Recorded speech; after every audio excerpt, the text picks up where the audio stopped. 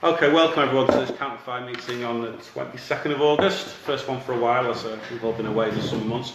We've got Sean Ledwith here from York Counterfire, who's going to talk to us about Engels and Engels' continuing importance in the 21st century. So, you're going to speak for what, 20 minutes, half an hour? Yeah, thereabouts. Give or take, and then we'll obviously have questions as normal, and then there's some Counterfire business, People's Assembly business, and the usual, any other business, etc. to come. So I'll hand over to Sean. Okay, well, I think it's a good opportunity to talk about Engels because obviously everyone, meetings about Marx are quite regular, but in some ways Engels is overshadowed. And that's inevitable in some ways because Marx and Engels form this incredible intellectual partnership, and Engels, by his own sort of definition, was quite happy to be known as Marx's second fiddle to Marx. So there's a tendency, I think, to underestimate Engels' contribution to Marxism. But bearing in mind that Marx was regarded, I think it was a few years back, the BBC had a poll and Marx was voted the greatest thinker of the millennium. So that over 1,000 years. So to be second fiddle to someone like that, there's no sort of shame. So I think it is worth thinking about what's distinctive about Engels, and I think it's also important to. I think it's what we want to talk about is a little bit about Engels' life, but also think about his reputation. And I think Engels' reputation has suffered quite a bit, certainly since the fall of the Berlin Wall. Actually, a lot of people on the left have wanted to blame Engels for what went wrong with the Soviet experiment and for Stalinism. So there's a sort of tendency to, I think, Marx was a great thinker. He can contribute to a lot of critical ideas. Engels was a lesser thinker. Some people have this view that Engels was a sort of mechanical thinker. Didn't focus enough about agency and about freedom. So I think it's worth making the effort to really, give Engels his rightful place. I think in the history of Marxism. I think if Marx hadn't been around, Engels in himself would have been regarded as one of the greatest thinkers of the 19th century. So although with Marx they had this incredible intellectual partnership, it's difficult to think of any sort of intellectual partnership that rivals it at all, really. Engels himself is worthy of his own status. And I think the thing about Marx, if you read anything about Marx, the man, he comes across as quite a difficult guy to get on with, tempted to fall out with basically everyone. Sort of guy who'd have an argument with his own reflection. But Engels had this ability to have this partnership with Marx for over 4 decades. I think that in itself is a sort of achievement. But it wasn't just a partnership of temperaments. This was clearly a genuine intellectual partnership. Marx was very explicit that everything he wrote, everything he thought about, he would run it past Engels. These are two men who, over a sort of 40-year period, even if they weren't actually together, one of them was away somewhere, they would still communicate, in terms of writing letters to each other. An incredible intellectual partnership. There's great stories about Marx and Engels when they were physically together. People downstairs could hear the floorboards creaking because they would sort of walk from one end of the room together, and sort of passing each other, bouncing ideas off each other. So a great sort of intellectual partnership. Okay, so a little bit about Engels' life. Now Engels, like Marx, actually came from quite a privileged background. So he was from the Rhineland in Germany, born in 1820. And the thing about the Rhineland was that this was a time when Germany was not a united country. But the Rhineland had just been occupied by Napoleon's army. So that he was influenced by the ideas of the French Revolution, sort of progressive liberalism. So he grew up in that sort of atmosphere, a bit like Marx. What today we might call a sort of... Germany was not a united state, so there was a lot of nationalist ideas. And Engels and Marx were on the sort of left wing of that idea, that sort of movement to unify Germany. The other thing about Engels' upbringing is he came from quite a strict religious background. So his ability to not to get sucked into sort of extreme German nationalism, I think, was an achievement, and not to get constrained by his religious background is another great achievement. The thing about Engels, one of the things that really strikes you about is incredible breadth of interest. in many ways, a breadth of interest that was greater than Marx's in many ways. I mean, I would say that in some ways Engels constructed a vision that's really, it's far more embracing than actually Marx as himself. I mean, Marx was, the greatest analyst of the capitalist system in terms of Marx's ability to dissect the workings of the capitalist system. But Engels had a great interest in science. So Engels sort of constructed a vision that in many ways is even wider than Marx's. Engels sort of integrated a lot of the latest developments in science. So Engels came up with a vision that I think puts humanity in its place in terms of the whole of the cosmos and the whole of nature. It's quite inspiring in a way. And a lot of that is what Engels did after the death of Marx. And again, I say, this is a man who came from a very strict religious background.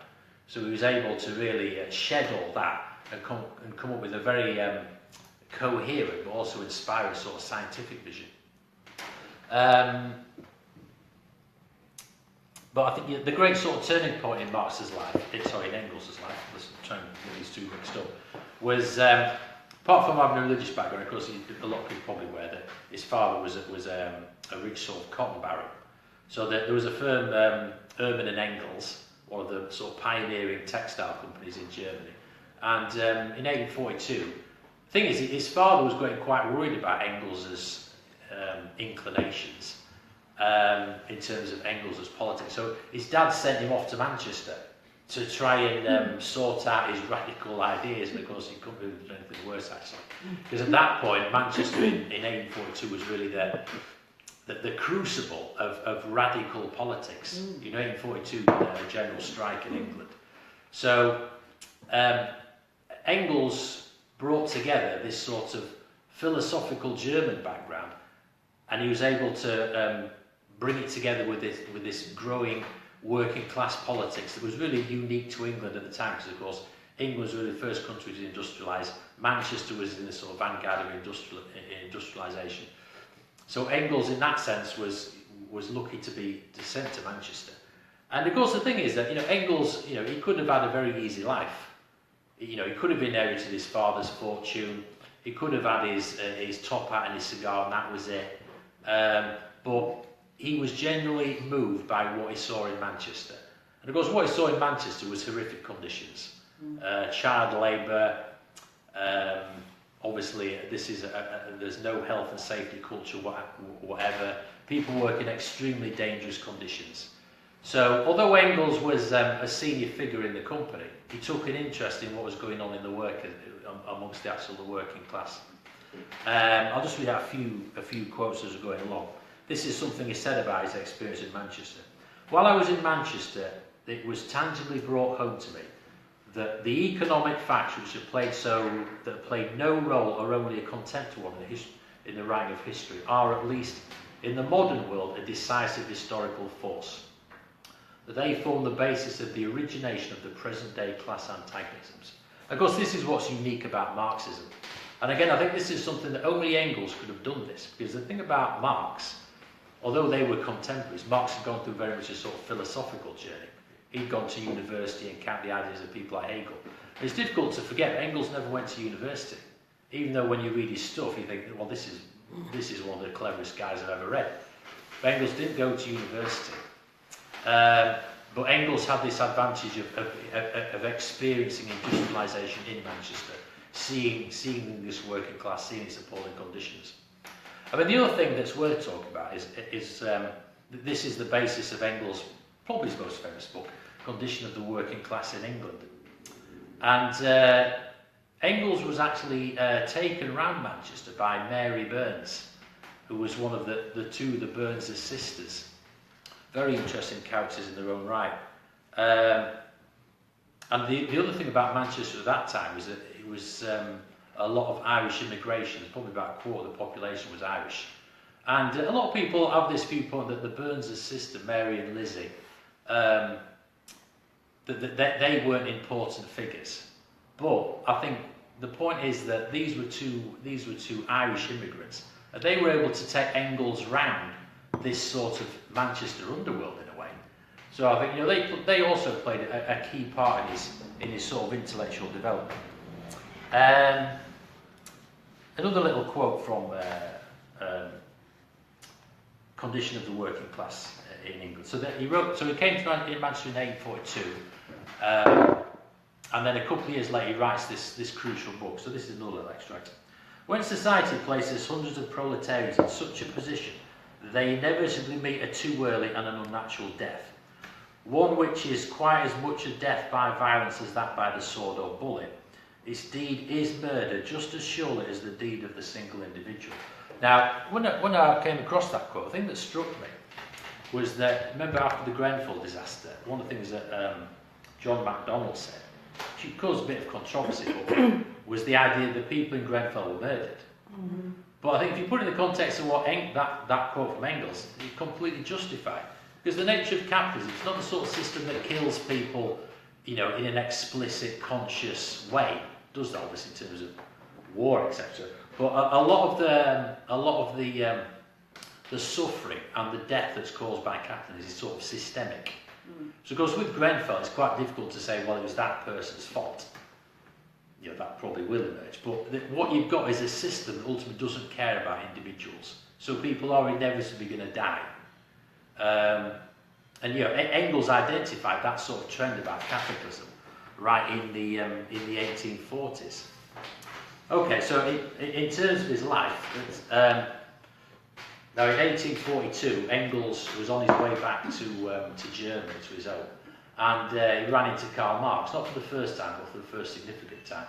So they meet each other in Paris, and they have this conversation that is sometimes regarded as the conversation that 10 days that changed the world, because the thing is they met in a cafe, and you know, they clicked so spectacularly that the conversation carried on for 10 days. And you know, they complemented each other in a lot of ways, as I say. Marx had the sort of philosophical background, but Engels had this unique experience of the sort of English working class. And really, I say, from that point, from about 1844 to Marx's death in 1883, these are two men. The other amazing thing is, you know, they don't really fall out at all. Certainly not over political matters. They have the odd sort of personal disagreement, but there's no sort of major political disagreement. And like I say, you know, Marx would fall out with everyone. You know, sometimes Marx was looking for an argument, looking for a way to split with people. But with Engels, not at all. These are two men who regard themselves as complete equals. Mid-1840s, Engels is on his way back to Germany, as I say. And the thing is, he has this sort of showdown with his father. You know, he falls out with his father over politics.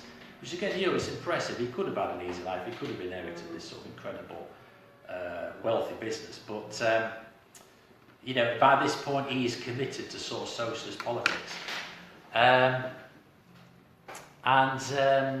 So he falls out with his father. You know, it's a bit strange actually, because you go back to ask his father for money, for radical politics, you know, to organise radical politics. And of course, his father gives him short shrift about that. And Marx and Engels at this point, you know, the socialist movement. Remember, the working class in Europe is quite embryonic. The sort of socialist movement is really dominated by, you know, what you might call artisans, small producers. And there's a general belief on the part of the left that for a revolution to happen, the main thing is that people have, it has to be about conviction, it has to be about commitment. As long as people want it, there's going to be a revolution. Now, the thing about Marx and Engels, and this is what's distinctive about Marxism, obviously, is that, you know, revolutions, they are part of the historical process, and the revolutions will only happen in the right conditions. So Marx and Engels have to do a lot of arguing on the left at the time, the European left, is that wanting a revolution is not enough. You've actually got to organise amongst the working class. So there's a group called the Communist League, and there's a lot of arguments within the Communist League, but Marx and Engels sort of managed to bring this little group round, and one of the things that happens is Marx particularly is commissioned to write the Communist Manifesto, which of course, you know, the great sort of work of propaganda produced by the left. But I think it's worth noting that when Marx wrote the Communist Manifesto, a lot of what he wrote was based on a little book that Engels had written a few months earlier called Outlines of Communism. And Marx was quite explicit that a lot of the ideas actually came from Engels in terms of the Communist Manifesto itself. Now, I'll just read you a little bit, again, a little quote from the Outlines of Communism. So this is Engels now. I said at the beginning, Engels is often regarded sometimes as a bit of a mechanical thinker. someone who thinks that revolution is inevitable. And again, that is a complete distortion. You know, all the things I said at the beginning about this is Engels' reputation, they are all distortions, I think. So this is something from the Outlines of Communism. History does nothing. It possesses no immense wealth. It wages no battles. It is man, real living man, who does all of that, who possesses and fights. History is not, as it were, a person apart, using man as a means to achieve its own aim. History is nothing but the activity of man pursuing his aims. So the overall point is that unless you have organisation, unless you have activity, revolution is not going to happen. I say, you know, Engels' sort of contemporary reputation is that he believed that revolutions would inevitably happen, regardless of what people did. But I think, you know, passages like that indicate how that is not the case. Now, when the Communist Manifesto comes out in 1848, that is a year of revolutions. Again, Marx and Engels really sort of throw themselves into this movement. But again, there's an interesting distinction because although they collaborate a lot on a lot of radical journalism, Engels himself, far more than Marx, is a man of action. So in the 1848 revolutions, Engels is there on the barricades, sort of pistol in both hands. He's actually taking on the reactionary forces. There's an event called the Battle of Elberfeld, where sort of 1848 revolutions are snuffed out. And Engels is there, you know, people have been shot down around him. So far more than Marx, he actually likes to get into the, you know, the most dangerous part of revolutions. Now, the 1848 revolutions, again, what Marx and Engels identified was that these were revolutions, you know, what we would now call bourgeois revolutions. In other words, the bourgeoisie was just emerging. It wanted to overthrow the feudal monarchies, but at the same time was scared of the growing working class. So Engels coined this term permanent revolution. That's the necessity, which of course becomes even more important in the 20th century, but you know, through Trotsky particularly. But again, Engels, you know, with Marx, very perceptively understood that a genuine revolution can't just stop at the stage of a bourgeois revolution. You have to actually move forward to a revolution that's based in the working class. But that revolution fails. So in round about 1849, 1850, Marx and Engels are on the run, and they end up in England. And I think it's at this point, around about 1850, that Engels makes this crucial decision that he's understood that Marx is really the one in their partnership who can come up with the decisive analysis of how capitalism works. So Engels makes this decision in, I think, you know, remarkable self-sacrifice.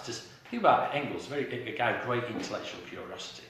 But he decided to sacrifice that, to go back to Manchester, to manage this firm of Engels and Irving, to give Marx himself the freedom to produce capital. Because, you know, without capital, you know, we wouldn't have our current understanding of the system. So Engels goes back to Manchester to run this company. It's clear that's something he hated, something he really would not want to do. But he understood that was something that he had to do. So Engels, on a regular basis, is basically funding Marx so he can write Capital. But like I say, it's not as if Engels was just providing the money. Marx is writing to Engels on a regular basis. Marx is coming to Manchester. Engels is going to London. They're talking about it. So in many ways, you know, Capital is as much the work of Engels as it is as much the work of Engels as it is of Marx. But the other thing that Engels does in this period in terms of personal life is that, again, this is not fully proven, but there's a lot of evidence that Marx has an affair with his maid, and there's a child that comes out of it called Freddie de Muth, and Engels offers to take responsibility for this child. You know, in sort of the Victorian morality, the Victorian mentality, that would have been difficult, cause problems for Marx. But Engels takes responsibility for that. Another sort of sacrifice. Now in 1870, Engels is able to sort of give up his job and he goes down to live in London with Marx, and that's when their partnership really takes off. And also around about this time, that Marxist ideas are really sort of spreading their growth throughout Europe. So you get the rise of a genuine party that's committed to Marxism in Germany called the Social Democratic Party. But Marx and Engels take a lot of interest in this party, and they write a lot of criticisms of reformism that are still very powerful today. So although this was a party that was nominally committed to Marxism, Marx and Engels were very much interested in how it operates and how people should operate in politics in terms of their practical activity. Now this is a quote that that Engels wrote about. How should we orientate in terms of political activity? Again, I think it speaks to us a lot today. Now, what he's writing about here is workers with reactionary ideas. So, working class people with racist ideas, with sexist ideas. How should we actually orientate ourselves to them? So, Engels writes, but they are not reactionary under all social conditions. Not all sectors of the class are equally reactionary under the same conditions. In other words, now this is an idea that later things like Gramsci pick up, is that the reality of capitalism, it fragments people thinkers. So, just because someone votes UKIP doesn't mean they are reactionary. And then, of course, we saw this in the last election, the way that Corbyn was able to win over a lot of UKIP voters.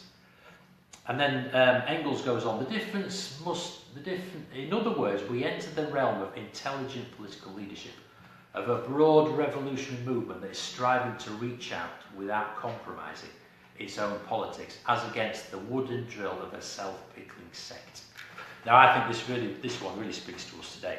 I'm sure we're all familiar with self-pickling sects, but of course, what we're aiming to do, is to reach out to a broad revolutionary movement. So, I think this is the issue facing groups like us, is you've got to maintain your critique of reformism and your critique of capitalism, but it's also essential to work alongside people in the Labour Party, people in Momentum, and also people who voted UKIP in the past. So Marx and Engels, towards the end of Marx's life, the working class movement takes off in Germany, and they have to deal with a lot of these sort of tactical problems that I think we still have to deal with. Now, when Marx dies in 1883, Engels lives on for another sort of 12 years. And in that time, I think Engels produces what I think is the most, again, another valuable work, again, something he's well known for, a book called Origins of the Family, Private Property and the State.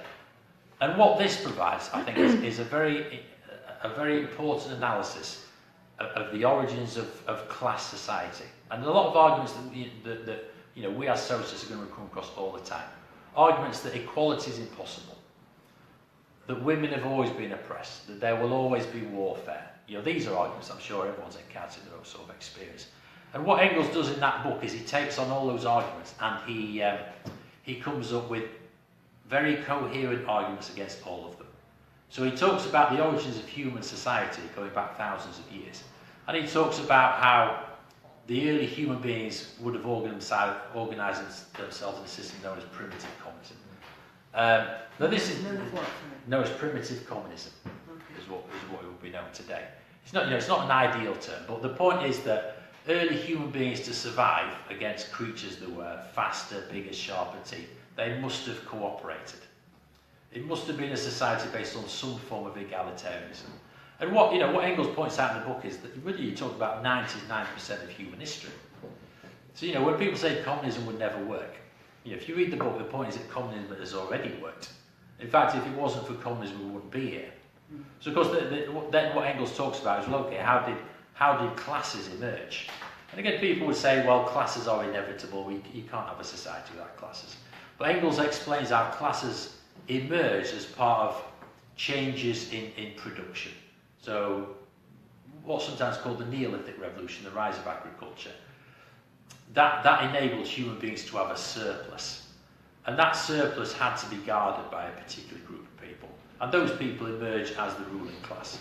So Engels puts the rise of class society in a historical context. Of course, his point is that if there was a time before classes, there can be a time in the future without classes. That's the overall point. And then in terms of women's oppression, again, a lot of people on the left might have a viewpoint that women's oppression is permanent. Men have always oppressed women. Men will always oppress women.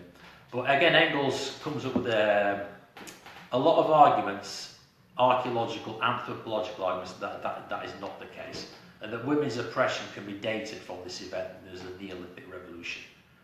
Now, a lot of people might say, well, Engels wrote this in the 19th century. Is it really relevant anymore? But there's a lot of modern archaeologists and a lot of modern anthropologists who have, provided a lot of evidence, a lot of research to back up Engels' view. So there's a few errors in it, a few factual. The evidence has been updated in a lot of ways, but I think his fundamental point that there was a time without war, without classes, without women's oppression. It's not; those things are not permanent. Those things can actually be. We can go back to that sort of system, but alongside the advanced technology we have today. Okay, now just to finish, I think one of the important book that Engels wrote in the sort of post-Marx period of life is a book called Dialectics of Nature, and in that book, what Engels also, when I talked at the beginning about Marx as a vision of humanity in the cosmos, this is the viewpoint that human beings are part of nature. Now again, I think that, we took Engels in the 21st century. The green movement, the ecological movement is something that becomes central to the left today. And again, I think this is something that Engels himself anticipated in a lot of ways. Now, of course, capitalism has promoted this idea that human beings, we are the masters of nature, we conquer nature, nature does what we want it to do. But of course, with climate change, we understand that is not the case. So this is a quote from Engels, which I think anticipates that sort of that short-sighted view. So he's writing about the relationship between human beings and nature. Let us not, however, flatter ourselves overmuch on account of our human victories over nature. For each such victory, nature takes its revenge on us. Each victory, it is true, in the first place, brings about the results we expected, but in the second and the third places, it has quite different unforeseen effects, which only too often cancel the first. Now, Engels could not have known about climate change, but in that little section, that is the reality of climate change. We're creating an industrialised society. It's not sustainable in the long term. Nature will take its revenge on us, unless, of course, we completely change the sort of political arrangement. So, Engels is not a mechanical thinker. Engels has a creative version of the left and socialism that's just as important as Marx. So I think it's right that we give him the credit for developing Marxism as much as Karl Marx himself. I'll leave it there. Thank you. Okay, questions, please. I'm sure we have some. Where to start? I've got one, but I'm not going to do mine because I'm chairing, so let someone else go. So how long was he actually in Manchester for? He was in Manchester for two periods, I think. One from about 1842 to about 1844, and then from about 1850 to 1870. Right. 1870. So the 1870s when he leaves Manchester. Quite a good stint then. Yeah. And how significant do you think the Burns sisters then are? Yeah, I didn't talk. I talked about Mary, but I think Lizzie in some ways is the more important figure actually, because she was a very explicit Irish nationalist, and if you read Eleanor Marx's letters, Eleanor Marx says that Lizzie actually told her about the history of Ireland, about the politics of Ireland. So I think both of them were very political figures. I think it's interesting because Engels was clearly attracted to political women, and also women who had a sense of their own agency. So I think there's a lot of sometimes Engels' relationship with these two is misrepresented, but I think it was the politics, it was the nationalism. That's what he got out of his relationship with those two.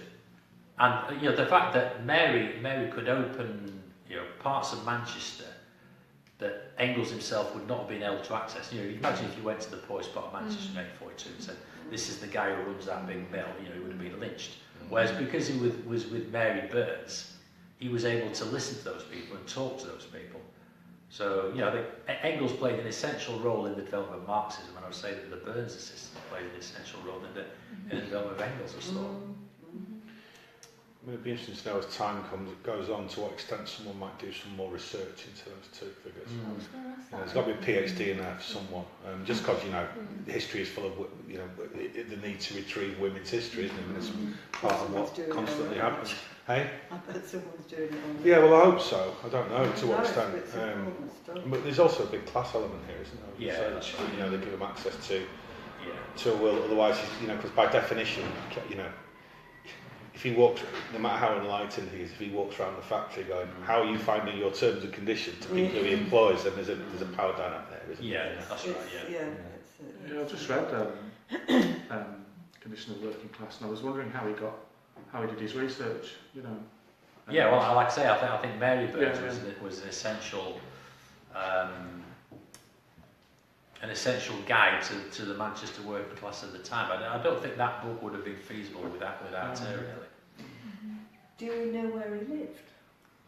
I was talking to you earlier about it. Yeah, I mean, he's Cheltenham Medlock, I think, which of course, or that area, and also potentially Oxford Road at one point. I mean, Cheltenham Medlock, of course, was big posh houses in those days, wasn't it? The factory was in Weast, under the M602. So basically, somewhere up from Ladywell Flats, I think, basically somewhere around there. I'm guessing, and there's also various rumours, because there's been an article going around that he and Marx drank at the Crescent. Because the Crescent's just closed, as you might have seen, which is very sad. It's gone, shut. And there's been a big camp, but then if you read the article, it's like sort of NB, they may not have done. So it's not actually clear whether they did drink in there. There's an assumption they might have done because it was a place that was known as a bit of a radical centre of people. In its location. Yeah. And there were lots of pubs along there at that time. Yeah, well, even when I lived in Salford, the Black Horse as well, places like that. To get the bus into town. Yeah. Can I ask a really cynical question? Yeah, go for it, man. And I'm asking this deliberately because I don't really think it's true, but I think someone should ask this really. Is there any potential of the reason why Marx never fell out with Engels is because he was financially dependent on him for so long? Well, I actually thought that. Yeah. Because of course he did stump up money from a lot. Yeah. I'm just wondering to what extent, and it's a deliberately cynical question that that Marx's lack of annoyance with him compared to other figures in his life may have been perhaps motivated by the reason. Well, I think Engels wasn't Marx's exclusive source of money. Sure. So, although the money from Engels was clearly important, Marx also got money from his wife's side of the family. Because, of course, his wife's side of the family, they own what becomes Philips, the big electronics company. So, he could have coped without Engels. So.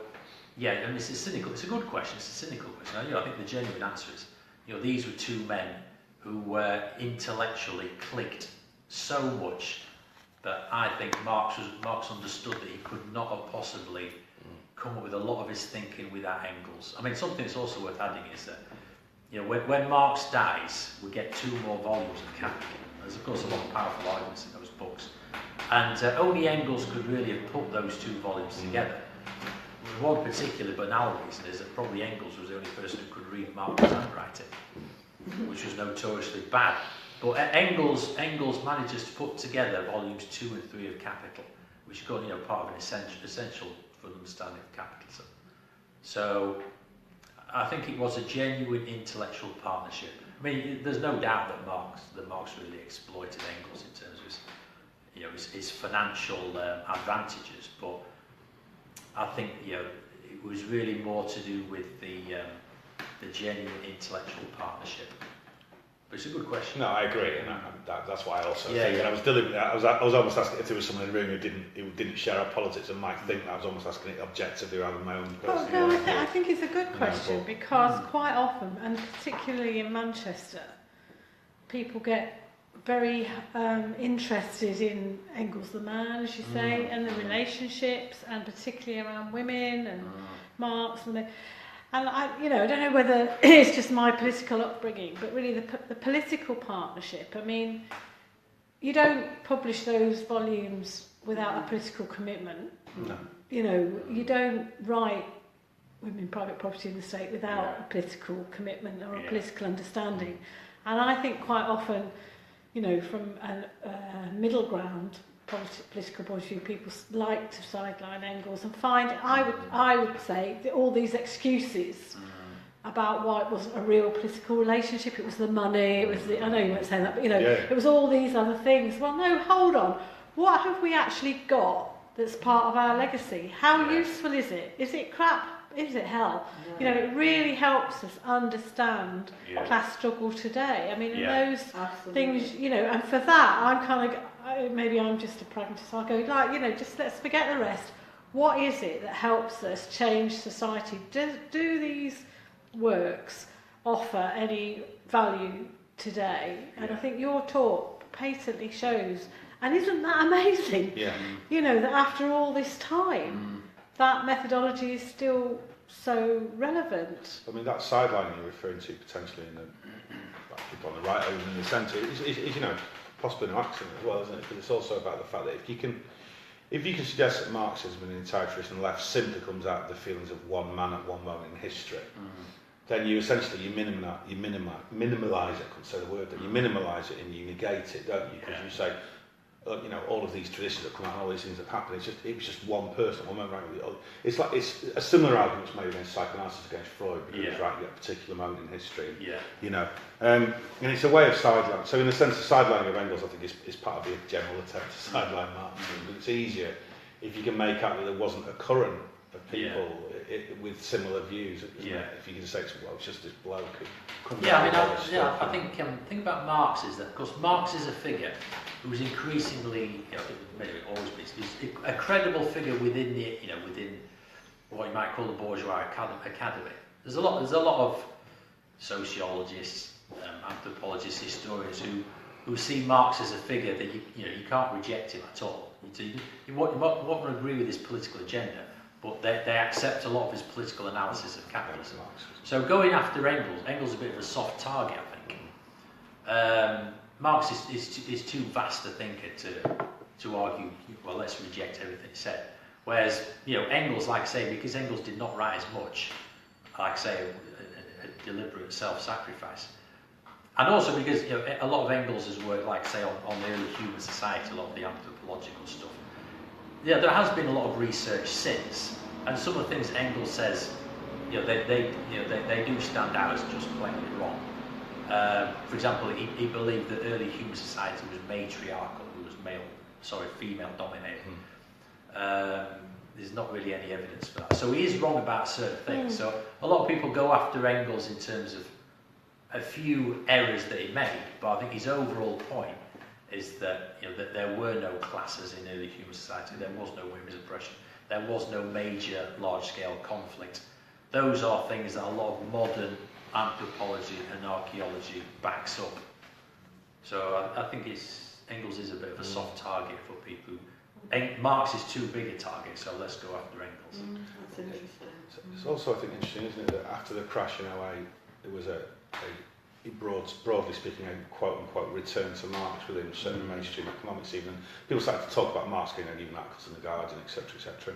Less so with Engels, of course, because it was Marx's work on the economy that became relevant. And what's interesting about potentially Engels being brought back in now, and the event that happened here recently, for better or for worse, and we've got a variety of opinions about that, and a lot of negativity about it from certainly a few of us in this room. What is certainly the case is that maybe what some of Engels' work, particularly on the condition of the English working class, does is it 10 years after the crash nearly, and what Engels is saying we can see around us maybe in a way that. So maybe Engels can come back in that sense, in that, you know, we are. I mean, I talked to you when I met you before. When I met Sean at the Bottom Station Approach, I was saying I'd sat in Piccadilly Gardens for a bit and then walked through, and almost everyone I saw in Piccadilly Gardens today was basically inebriated to a large. I mean, more so than you would have seen 10 years ago. I mean, very few people there who weren't on the streets or not far from the streets, basically. You know, a few kids playing football other than that. And so, in a sense, you know, Engels' work as a proto-sociologist, if you like, of analysing, you know, what he saw around it is perhaps coming back in a certain way, because we see its contemporary equivalent, don't we? I think so. Maybe. I mean, what I was going to say, I first read it, I've only read it once, but I read I read The Condition of the Working Class when I was at school. When I was about 16 or 17. I wasn't vaguely political, but you know, I mean, I just found it in the school library. It was absolutely, you know, it was a page turn for me. Wow. And I've always, you know, it's been very important to me. As, I think a lot of people agree. Kind of, you know, it's like, you know, my grandparents are quite sort of working class, and you know, I hear stories around me, and then it's like you take it a few, you know, maybe another half a century back, you know, and it's like people lived like that, and it just made me sad, furious, you know. It's just like, and you still see this shit everywhere. Yeah. I grew up in Salford. I had a relatively comfortable childhood, but as you start to kind of move around the place, you just see this poverty, and I think that's why it spoke to me somehow.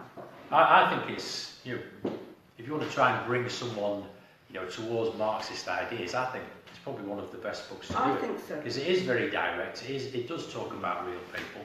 Yeah. Obviously, there's not a great deal of theory in it, so you know, people don't want to, you know, start reading Capital straight away, obviously.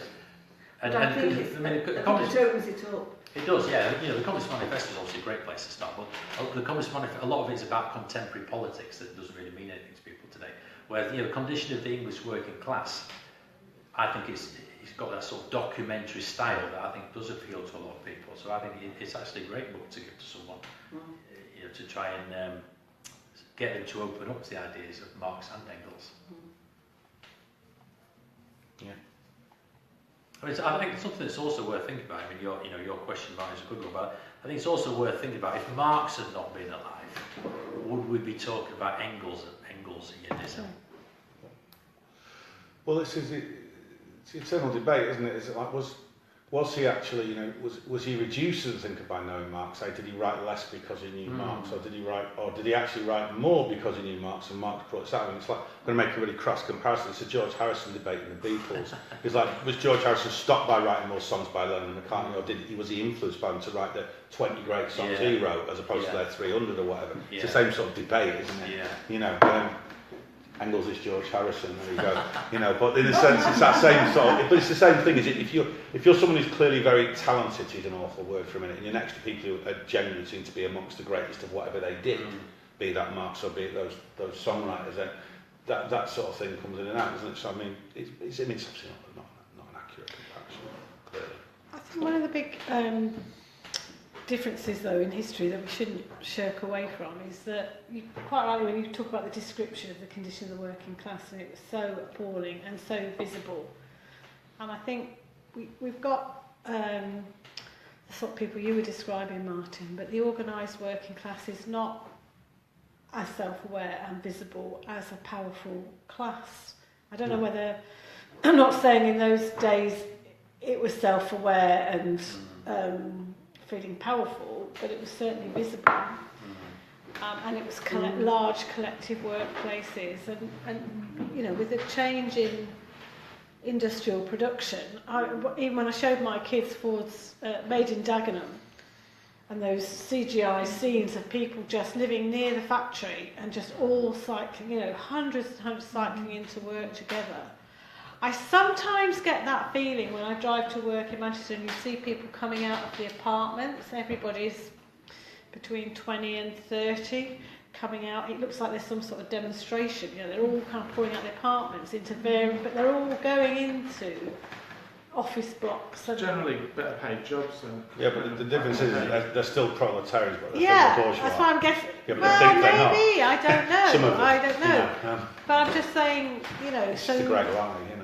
that collective working class is a very different beast to organise now. Of course it is. I mean, I think it was a very different beast even within Engels' own lifetime.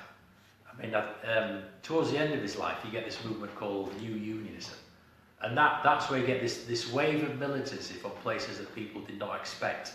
So you have a lot of part-time women workers, you have a lot of immigrant workers. So they like, it's not the this wave of militancy doesn't come from what you might call the traditional the factory working class. It comes from these sectors of society that's no one expecting. Again, I think, you know, in our own context, you know, that to some extent is what's going on. You know, the doctors perhaps. Yeah. What do you mean? Yeah, you know, people talk about the gig economy and that sort of thing. Yeah, I think people, the lowest paid people, don't get those kind of opportunities to mix with each other.